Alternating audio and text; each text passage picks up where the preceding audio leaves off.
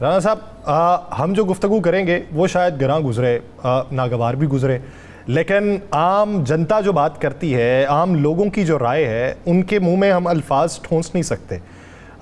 किसी ने किसी और पे राय के अंदर बात की है, किसी ने लिबादा अल्फाज का कुछ और तरह उड़ाया। इनका जवाब दे लें, फिर गुफ्तगू को आगे बढ़ाते हैं। क्या समझते हैं, इनको क्या जवाब देंगे? जब रुपए की डीवैल्यूएशन होती है तो महंगाई बढ़ती है, और इसमें कोई शक नहीं है कि महंगाई जो है वो एक तारीखी हद तक पहुंची, लेकिन अब महंगाई नीचे आने की तरफ है। उसकी वजूहात ये हैं कि एक तो डॉलर अब स्टेबल है पिछले एक साल से, और आपने देखा कि 17.5% पे महंगाई की कमी आई है, लेकिन उस तरीके से जो मुतासिर तरीन तबका है उसको कोई रिलीफ अभी नहीं नज़र आ रहा, क्योंकि उनकी आमदन जो है वो नहीं बढ़ी, और अभी भी 17.5% या 18% अगर महंगाई की शरह है तो वो बहुत ज़्यादा है। तो इसको मज़ीद इसमें कमी आनी चाहिए। देखें, मैं समझता हूँ कि पॉजिटिव ट्रेंड ये है कि आगे भी हमें यही नज़र आ रहा है कि रुपया जो है वो अपनी जो स्ट्रेंथ है, जो एक्सचेंज रेट है, वो बरकरार रहना के इम्कानात नज़र आ रहे हैं अगले आने वाले टाइम के अंदर। तो उससे हम समझते हैं कि महंगाई में मज़ीद कमी आएगी और बेहतरी की तरफ मुल्क जाएगा। देखें, इसको टाइम लगता है, और जो चीज़ें जिस तरह की हम ये गवर्नमेंट जो है इनिशिएटिव्स ले रही है, मैं समझता हूँ कि इससे बिल्कुल महंगाई में कमी आएगी। मसलन अगर हम लोग स्टेट ओन्ड इंटरप्राइजेज़ को प्राइवेटाइज़ करने जा रहे हैं और उसमें PIA आपको के सामने है, फिर इस्लामाबाद एयरपोर्ट है, तो जो खसारे वाले अदारे हैं उसका बोझ भी एक आम आदमी पे पड़ता है। जब वो खसारे पाइलअप होते हैं और आप उन खसारों के लिए कर्जे लेते हैं तो उसका जो बोझ है वो आम आदमी पर पड़ता है। इसी तरह अगर हम FBR को रिफॉर्म करने जा रहे हैं और हम डिजिटलाइजेशन की तरफ बढ़ रहे हैं, तो वो लोग जो टैक्स नहीं देते उनसे अगर हम टैक्स इकट्ठा करेंगे तो उससे आम आदमी की ज़िंदगी में फ़र्क पड़ेगा। तो हमारी ये बिल्कुल डायरेक्शन है। दूसरी तरफ हम हुकूमत का साइज़ कम करने जा रहे हैं, और इंशाल्लाह ताला ये जो बजट आएगा उसके अंदर आपको नज़र आएगा कि हुकूमती अखराजात कम होंगे। अखराजात जब कम होंगे, खसारा कम होगा, तो उसका भी फ़ायदा एक आम आदमी को होगा, क्योंकि वो फिस्कल स्पेस निकलेगी कि जिसके अंदर हम आपके ऊपर ज़्यादा पैसा लगा सकेंगे। देखें, हमें इस हुकूमत को अभी 2 माह हुए, हम लोगों ने जो मैंने आपको ये चंद इक़दामात गिनवाए, उसके अलावा भी और भी चीज़ें हैं जो हम करने जा रहे हैं। पेंशन्स की साइड पे, सब्सिडीज़ की साइड पे जो अशराफिया को मरात मिलते रहे हैं वो हम कम करने जा रहे हैं, उसके अंदर रिडक्शन हम करने जा रहे हैं, वो आपको आने वाले बजट में नज़र आएगा।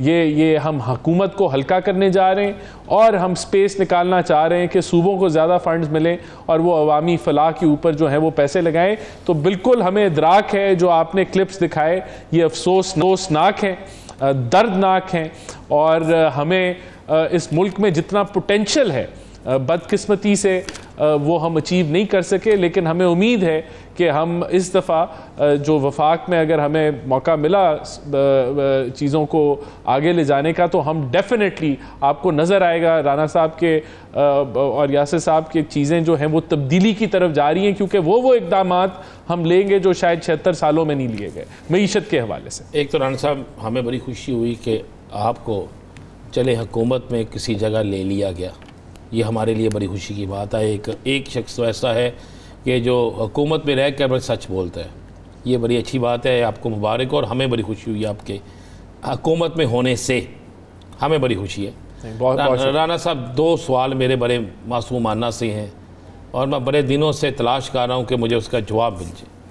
राना साहब, गंदन स्कैंडल जो है वो कोई इतनी बड़ी जोग्राफिया तो है नहीं। किसने मंगवाया, किसने साइन किए, किसने अहकामात जारी किए, ये 3 चीज़ें हैं।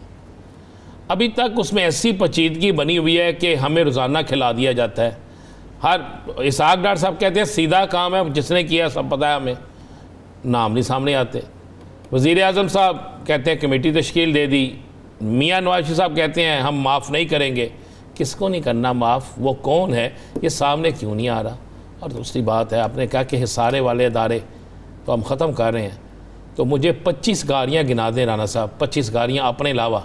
आप, मुझे यकीन है गाड़ी भी अपनी इस्तेमाल करते होंगे, अपने अलावा मुझे 25 गाड़ियाँ गिना दें ऐसे वज़रा की, ऐसे सेक्रेटरियों की जिन्होंने बड़ी गाड़ियाँ छोड़ के छोटी गाड़ियाँ ले ली हैं और सबसे पहले अपने से शुरू किया उन्होंने, ताकि हसारा वो भी तो है ना। नहीं देखिए, मैंने देखिए बात यह है कि जो लग्जरी गाड़ियां हैं वो वुज़रा इस्तेमाल नहीं कर रहे। वुज़रा को जो है वो करोलाज जो हैं वो अलॉट की गई हैं और कुछ वुज़रा तो अपनी प्राइवेट गाड़ियां इस्तेमाल कर रहे हैं।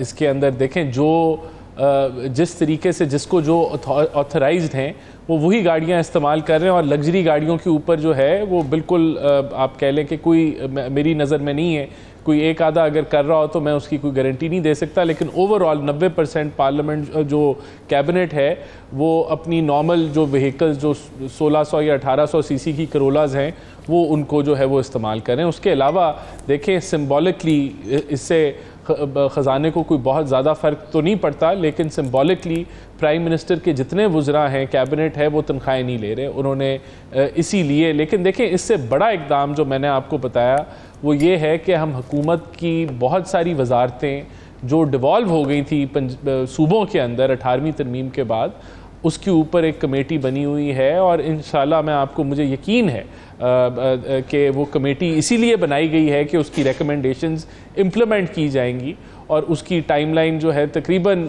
मुकम्मल होने को है, जिसके अंदर हम वजारतें कम करने जा रहे हैं वफाक के अंदर। तो हम हुकूमत का जो साइज़ है वफाक में उसको कम करेंगे। ये कमेटी इसी मकसद के लिए बनाई गई है, और मुझे उम्मीद है कि उनकी जो सिफारिशात हैं वो इम्प्लीमेंट होंगी। तो एक तो ये आपके सवाल का जवाब। गंदम स्कैंडल जो गंदम देखिए गंदम पे आप राना साहब बिल्कुल आपने ठीक कहा। देखें मैं आपको बताता हूँ 11 लाख टन अजाफी प्राइवेट सेक्टर ने मंगवाई, नहीं मंगवानी चाहिए थी। उसके ऊपर जो डिपार्टमेंट ऑफ प्लांट प्रोटेक्शन है वो वाज़े तौर पे एट फॉल्ट नज़र आया है। उसके अंदर जाहिर सी बात है अफसरान ही बैठे हुए हैं जिनकी गलती है।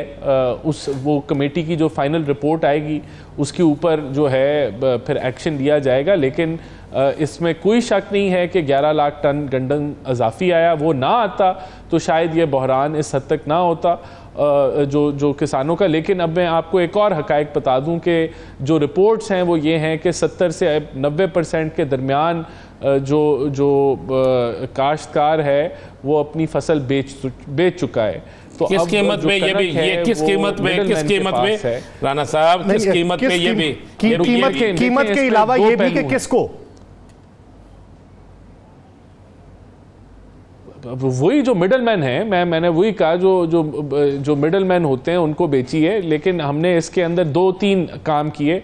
एक तो वफाक का जो पास्को का टारगेट था वो 1.4 मिलियन टन था इस साल का, और तारीख में अगर आप देखेंगे तो पास्को 60-70% से ज़्यादा प्रोक्योरमेंट नहीं करती थी टारगेट की।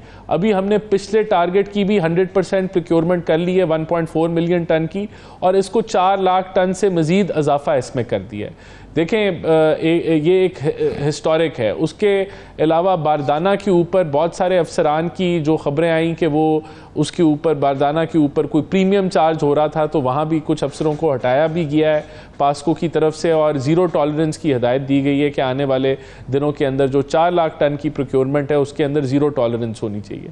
देखें बाकी पंजाब ने अभी तक गंदम प्रोक्योर नहीं की, उनका मौक़िफ़ मॉइस्चर के मुतालिक है, और एक इसका पहलू ये ज़रूर है जहाँ किसानों को लॉस हुआ है और इसको तस्लीम करना चाहिए कि लॉस हुआ है, लेकिन दूसरा पहलू ये है कि आटे की बोरी में बहुत एक बड़ी कमी आई है। उससे हमें रद्द नहीं करना चाहिए, जिसका फ़ायदा 25 करोड़ अवाम को हुआ है कि रोटी सस्ती हुई है।